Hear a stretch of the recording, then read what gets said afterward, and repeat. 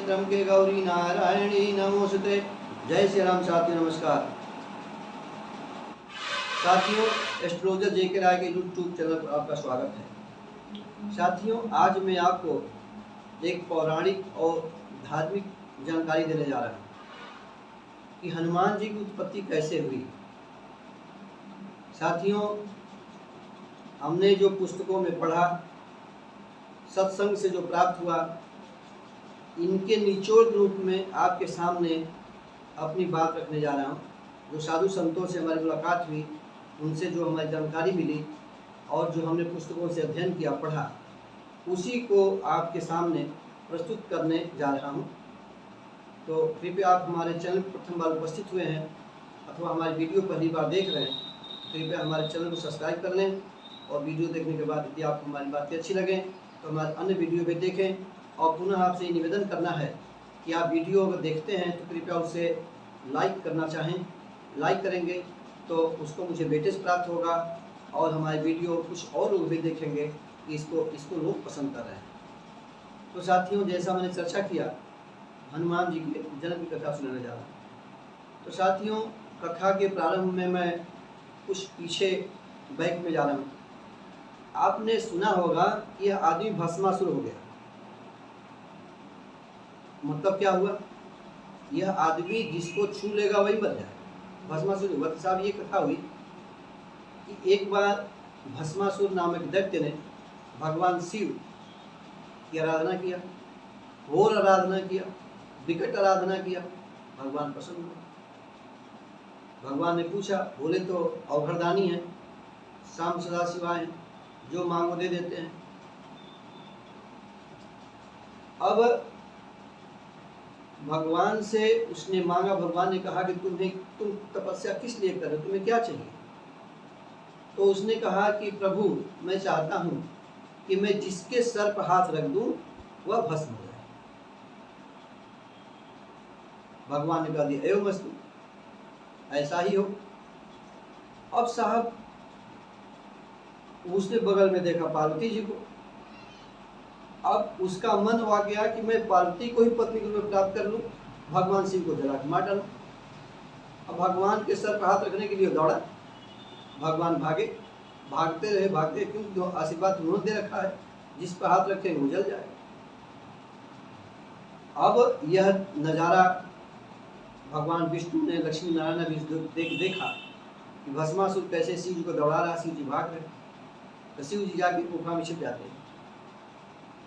नारायण ने क्या किया कि एक सुंदर नारी का वेश बना, अति सुंदरी नारी का वेश बनाया, जगत मोहिनी, विश्व मोहिनी वेश बनाया और उसके मार्ग में आ गए। अब भस्मासुर ने जब उस नारी, सुंदर नारी को देखा तो उसी में मोहित हो गया। उनके पास निकट पर कहा, उसने कहा कि देखो, कहा कि तुम मेरी संगनी बन जाओ। कहा ठीक, बन जाएंगे, कोई दिक्कत नहीं। कहें तो फिर जैसे हम नाचते उसी तरह से नाचो, क्यों? मुझे नाच गाने में शौक है। तो भगवान उसको नचाने लगे। अब नचाते नचाते नचाते तो भगवान ने अपने सर पर हाथ रखे भी नाचने लगे। बस जो वही भस्मासुर ने अपने सर पर हाथ रखा वही भस्म। अब साहब, एक दिन भगवान शिव के मन में, भगवान शिव ने विष्णु भगवान से कहा। इस दृश्य को भगवान शिव ने भी इस दृश्य को देख लिया था, कैसा भगवान ने मोहिनी रूप धारण किया था। विष्णु भगवान ने 2 बार मोहिनी रूप धारण किया।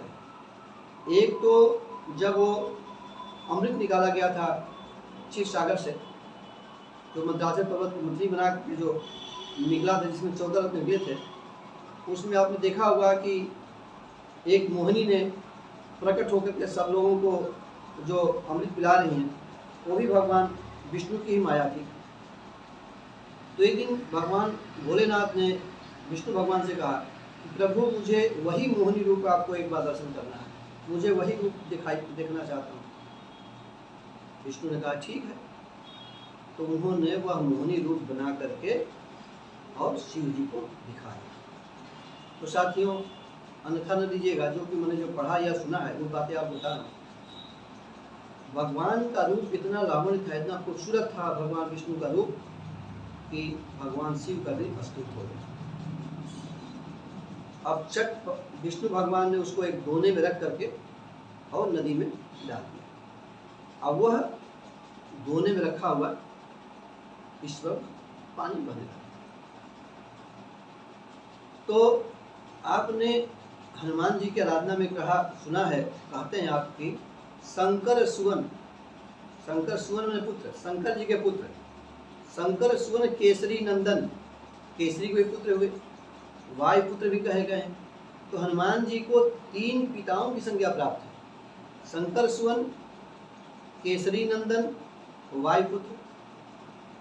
तो तीनों घटनाएं कैसे सम्मिलित हो रही हैं, यही मैं आपको कहानी में बताने जा रहा हूँ। तो मैंने एक कथा आपको सुनाई थी कि गौतम ऋषि ने अपनी पत्नी अहिल्या को, जो जिनके साथ इंद्र ने छल कर लिया था,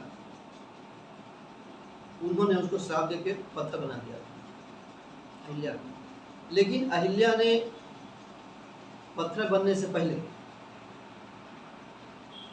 साहब अहिल्या जी की एक पुत्री भी थी जिनका नाम था अंजना। और अंजना ने ही अपने पिता से कहा था, पिताजी आप तो अंदर थे, बाहर कहाँ से आ रहे?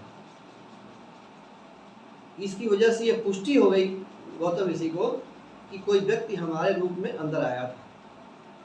तो चूंकि अहिल्या को उन्होंने श्राप दे दिया, तो अहिल्या ने भी अपनी पुत्री को श्राप दे दिया कि जा, तूने, हम तो अनजाने में हमारे साथ छल किया गया, लेकिन तुमने मतलब कि इस प्रसंग को प्रकट करके हमें बेइज्जत किया, इसलिए तुम्हें श्राप देते हैं, तुम कुंवारी मां बन जाओ। उसके बाद वो पत्थर बन गई।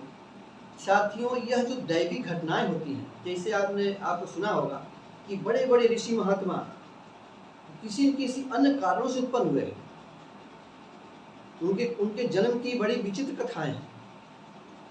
जैसे आपने सुना होगा कि पराशर ऋषि और उसमें गंध्या के संजोग से नदी के अंदर गंगा जी में जो, तो जमुना जी में जो क्रिया हुई थी, उससे वेदव्यास पैदा हुए थे।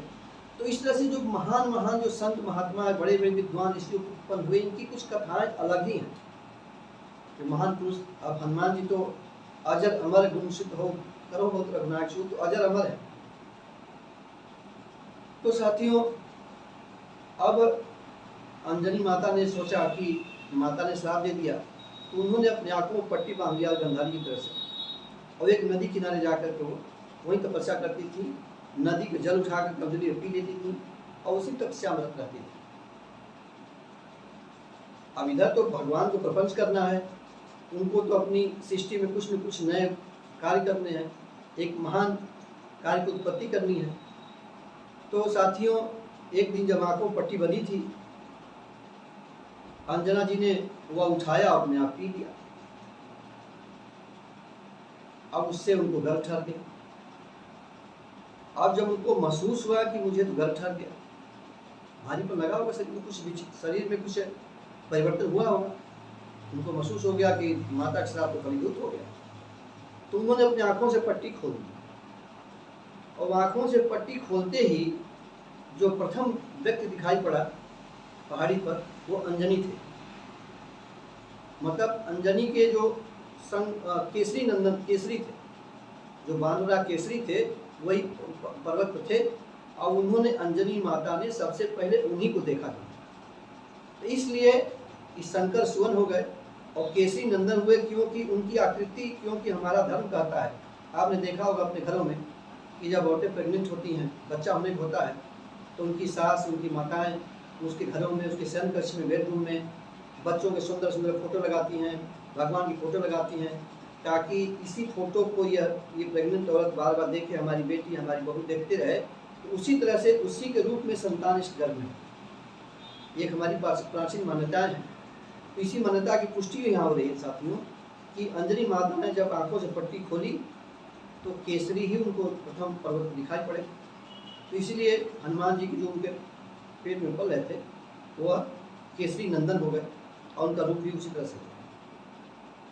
अब चूंकि वह जो भगवान विष्णु ने जो पानी डाला था, उसको पवन देव बहा कर ले गए थे, इसलिए पवन देव सहायक हुए, इसलिए उनको पवन पुत्र कहा गया, वायुपुत्र कहा गया।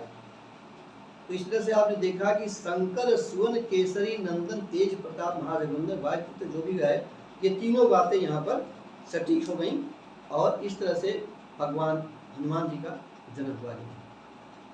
इसके बाद कथा आप स्वयं जानते होंगे, मुझे कहने की आवश्यकता नहीं है। तो आशा है कि आपको यह हमारी कथा जो मैंने पहले आपसे बताया कि कुछ साधु संतों के सत्संगति से, कुछ वार्तालाप से, कुछ पुस्तकों के अध्ययन से जो मुझे ये प्राप्त हुआ ज्ञान कथा, वो मैंने आपके सम्मुख प्रस्तुत किया। आशा है कि यह भक्तिपूर्ण कथा, हनुमान की जन्म कथा आपको पसंद आई होगी। यदि आपने हमारे चैनल पर सब्सक्राइब नहीं किया है, कृपया हमारे चैनल को सब्सक्राइब कर लें और हमारी वीडियो को भी देखें। और वीडियो देखने के बाद यदि आप उसको लाइक करेंगे तो मैं आपकी कृतज्ञ होऊंगा, क्योंकि आप लाइक करेंगे अन्य लोग भी उसको पसंद करेंगे, देखेंगे और इस तरह से लोग हमारी जानकारी का लाभ उठा सकेंगे। तो साथियों, मिलते हैं अगले वीडियो में नए विषय पर। तब तक के लिए नमस्कार। वीडियो देखने के लिए आपको बहुत बहुत धन्यवाद।